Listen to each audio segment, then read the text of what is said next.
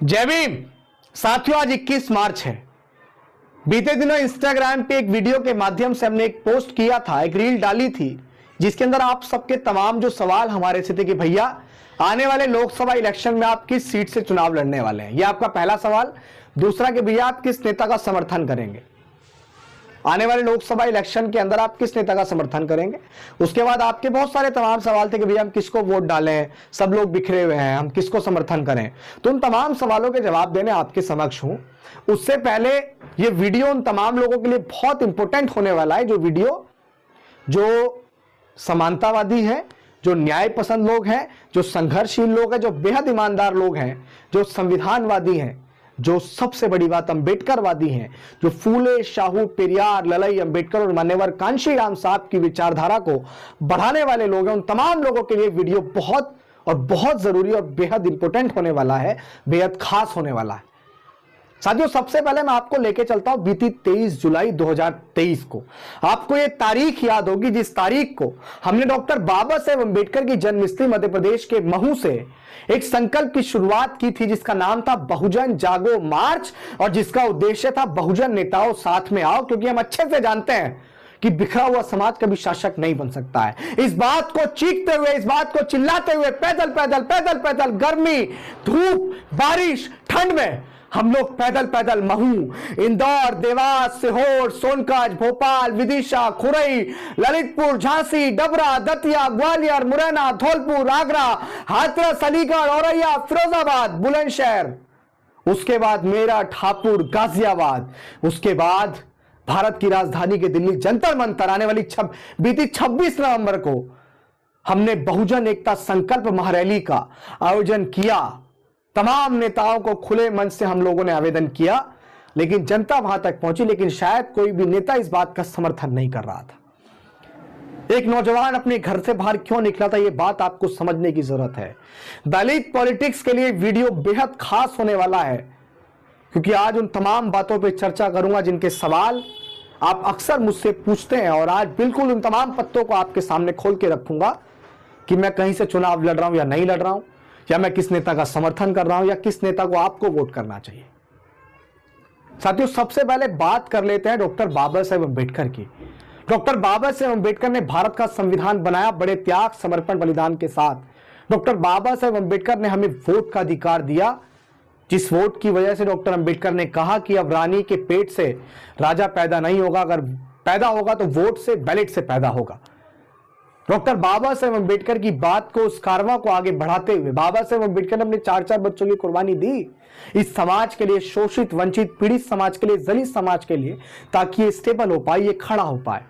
उनके उस कारवां को, उनके उस मूवमेंट को मान्यवर कांशीराम साहब ने अपना घर, परिवार, अपना सुख चैन सब कुछ त्याग कर 5 प्रतिज्ञाओं के साथ कि मैं कभी घर नहीं जाऊंगा, मैं कभी शादी नहीं करूंगा, मैं किसी की खुशी में नहीं जाऊंगा, मैं किसी की कमी में नहीं जाऊंगा, मैं कोई बैंक बैलेंस नहीं रखूंगा, मैं कोई धन संपत्ति नहीं रखूंगा।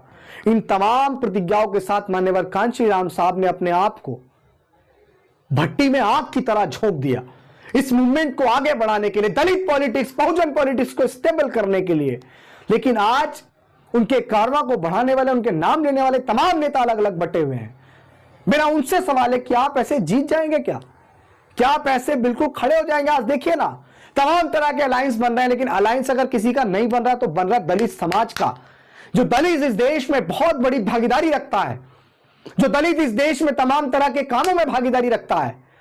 जिस दलित समाज से आने वाले थे मान्यवर कांशीराम साहब, सामाजिक परिवर्तन के सबसे बड़े पुरोधा, जिस समाज से आने वाले थे डॉक्टर बाबा साहेब अंबेडकर, जिन्होंने भारत देश का संविधान लिखा, आज उस संविधान के ऊपर तलवार मंडरा रही है। आज वो संविधान खतरे में है।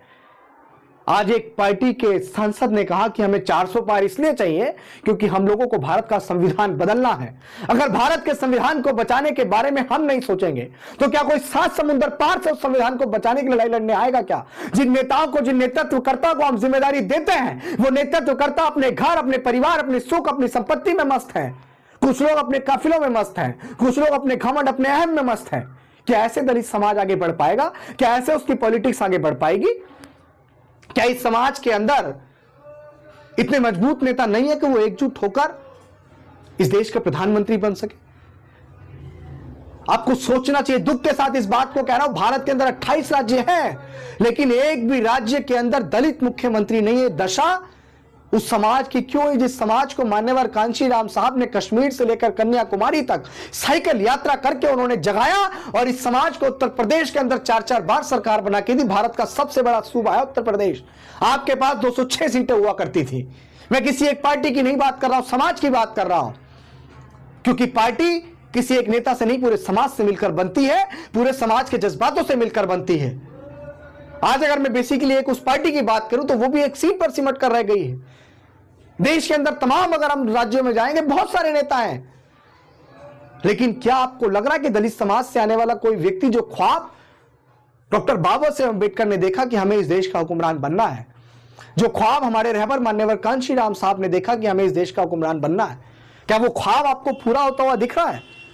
बहुत सारे लोग मुझसे कहते हैं कि भैया आप किसी पार्टी का समर्थन क्यों नहीं कर रहे हैं, भैया आप किसी नेता के साथ क्यों नहीं लग रहे। यार किसके साथ लगे, किसके साथ लगे? सब लोग तो अपनी अपनी चीजों में मस्त हैं। कोई अपने घमंड को, अपने अहम को इस मिशन के लिए तोड़ने के लिए तैयार नहीं है। मिशन ज्यादा जरूरी है, आपका अपने खुद का अहम ज्यादा जरूरी है। मिशन ज्यादा जरूरी है, परिवार ज्यादा जरूरी है। मिशन ज्यादा जरूरी है, आपका डर ज्यादा जरूरी है। ये मिशन, ये कारवा ज्यादा जरूरी है, या आपकी धन संपत्ति, आपका परिवार, आपका अहम, आपका घमंड ज्यादा जरूरी है। हम किसका झंडा उठाएं? अगर एक पार्टी का झंडा उठाएंगे तो दूसरी पार्टी वाले बुरा मान जाएंगे, दूसरी पार्टी का झंडा उठाएंगे तो तीसरी पार्टी के लोग बुरा मान जाएंगे। दलाल, निकम्मे और तमाम तरह की चीजें एक साथ जुड़ जाती हैं। जिसके साथ लग जाए उनके समर्थकों के लिए अच्छा, और जिसके साथ ना लगे उनके लिए बुरा। अब हम चिढ़ तो नहीं सकते हैं, हम फट तो नहीं सकते, हम कई भागों में तो नहीं बढ़ सकते हैं।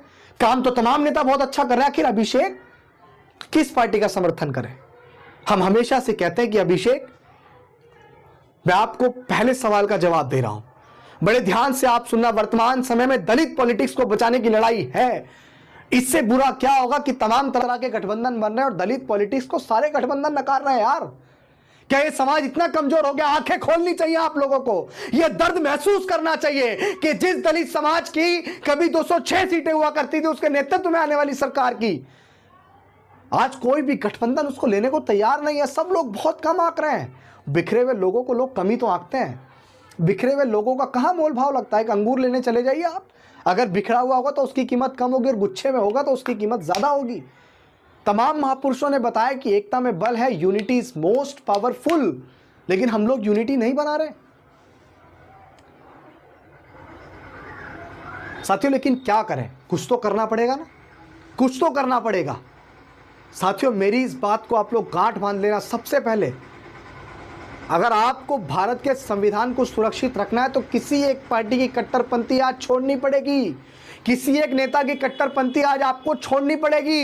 एक दूसरे पे वाद विवाद करना आज आपको छोड़ना पड़ेगा। इस बात को गांठ बांध लीजिए साथियों। आपका पहला सवाल था, मैं उस पे आ रहा हूं। आपका पहला सवाल था कि अभिषेक जाटव किस लोकसभा सीट से चुनाव लड़ेगा।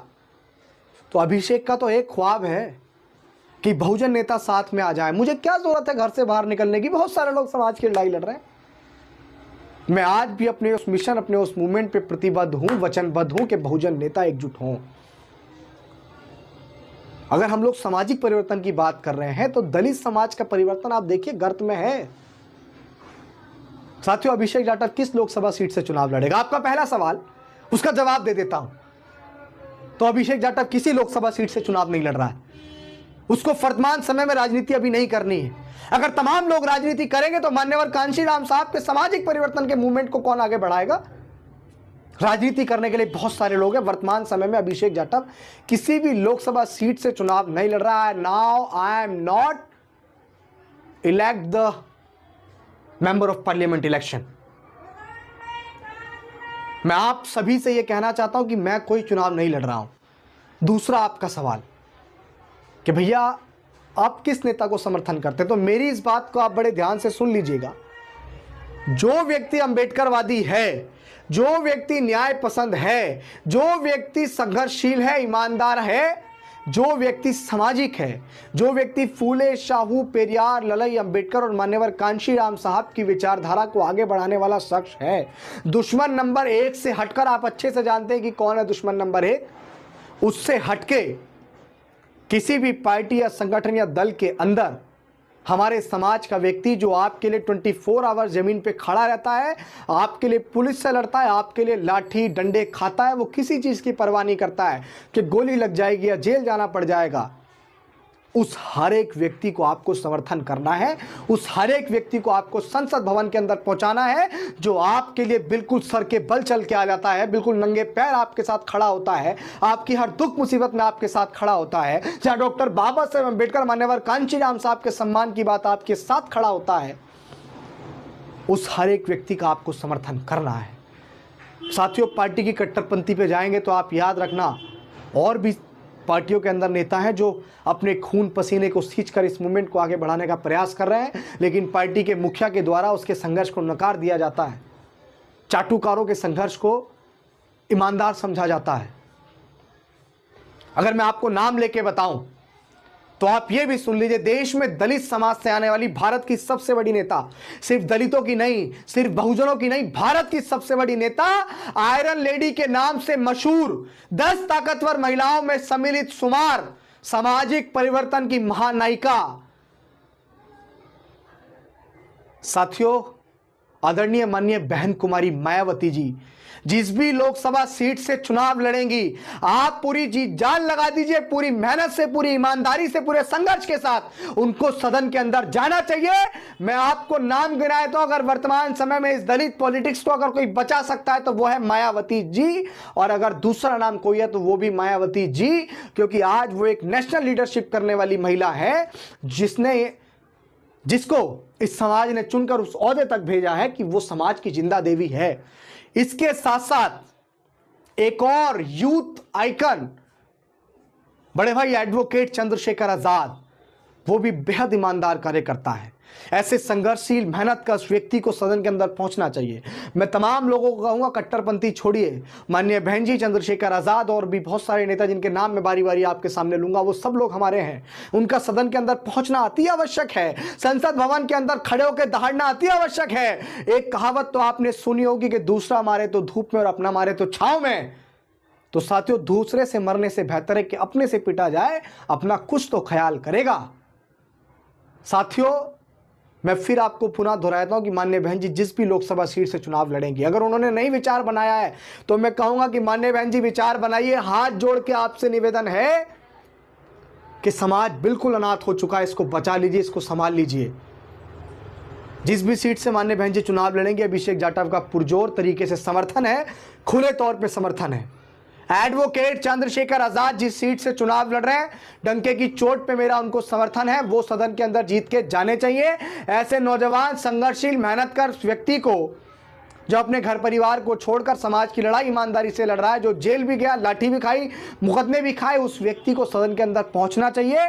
और हर एक व्यक्ति को न्याय पसंद, समानतावादी, मेहनतकश, अंबेडकरवादी, संविधानवादी व्यक्ति को, उस व्यक्ति का समर्थन इस आगामी लोकसभा के अंदर करना चाहिए। उस सीट से अगर कोई और भी पार्टी खड़ी होती है तो उसका समर्थन आपको नहीं करना चाहिए। जिस सीट से माननीय बहन जी चुनाव लड़ती है, अगर उस सीट से कोई और खड़ा होता तो आपको समर्थन नहीं करना चाहिए। महाराष्ट्र के प्रकाश अंबेडकर हैं। साथियों, मैं दलित पॉलिटिक्स की बात कर रहा हूं, याद रखना, क्योंकि दलित पॉलिटिक्स बिल्कुल गर्त में जा रही है। प्रकाश अंबेडकर है, आपको उनका समर्थन करना चाहिए। वो जिस भी सीट से चुनाव लड़ेंगे, हमारा उनको पूरा समर्थन। दिल्ली के अंदर एडवोकेट राजेंद्र पाल गौतम है, जिन्होंने बुद्धिज्म का प्रचार प्रसार करने के चक्कर में मंत्री पद से इस्तीफा भी दिया। ऐसे व्यक्ति को भी संसद भवन के अंदर होना चाहिए, उनका भी आपको समर्थन करना चाहिए। ऐसे बहुत सारे नेता हैं। मैं उम्मीद करता हूं कि मेरी जो भी चीज़ें, आपने जो भी थॉट अपने मन में बनाया होगा, साथियों, जब तक बहुजन नेता एकजुट नहीं होंगे, अभिषेक जाटव बेसिकली किसी एक पार्टी को शायद ही समर्थन कर पाए, शायद ही किसी एक पार्टी का झंडा उठा पाए, क्योंकि जो तमाम लोग हैं वो सब हमारे हैं, सब अपने हैं। और उन सब लोगों को अपनी अपनी आपसी मतभेद छोड़कर, साथियों, जिस सीट से मायावती जी चुनाव लड़ेंगी, उस सीट से चंद्रशेखर आजाद जी को अपना प्रत्याशी नहीं उतारना चाहिए। जिस सीट से चंद्रशेखर आजाद जी चुनाव लड़ रहे हैं, उस सीट से मायावती जी को अपना प्रत्याशी नहीं उतारना चाहिए, बिल्कुल नहीं उतारना चाहिए। और मैं चंद्रशेखर आजाद जी से कहना चाहता हूं कि बड़े भाई, अपनी हिम्मत, अपने हौसले को बनाए रखिएगा। आप बहुत सारे युवाओं के रोल मॉडल हैं। जिन लोगों ने आपको धोखा दिया है वो मुंह की खाएंगे। और आपने ये साबित भी किया कि दलित समाज के लोग धोखेबाज नहीं होते हैं। आपको बिल्कुल घबराने की ज़रूरत नहीं है, आप बहुत भारी मतों से जीत कर आएंगे।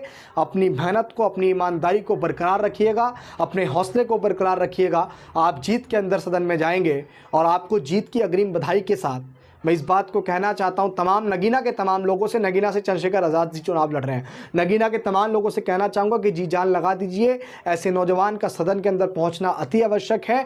दलित